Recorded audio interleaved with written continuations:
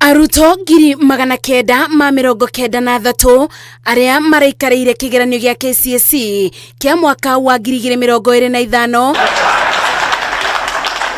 akirekereria maumĩrĩra maya arĩ mwena wa Eldoret, kaunti-inĩ ya Uasin Gishu. Minista wa Gĩthomo Julius Ogamba augĩte mathomo 17 nĩ marabĩtũkirwo wega nĩ arutwo arĩa nĩ airĩtu na anake ũkĩringithania na mwaka wa 2024. 11 subjects recorded a significant decline in performance in the year 2025 compared to 10 in 2024.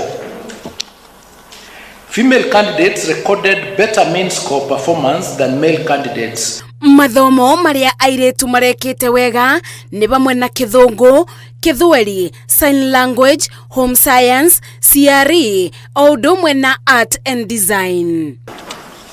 The performance of male candidates was comparable to their female counterparts in the following 7 subjects: physics, agriculture, computer studies, French, German, Arabic and music.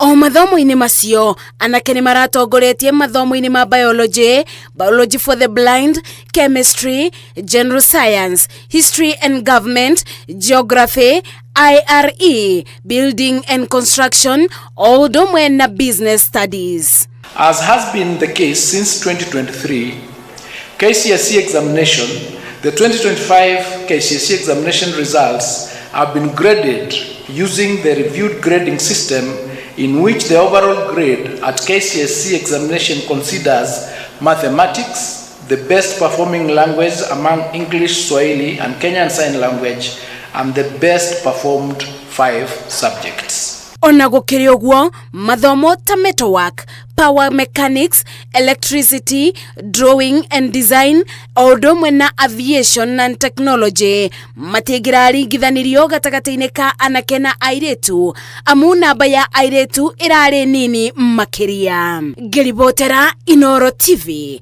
njĩtagwo Masi wa Ndia wa Mũrĩithi.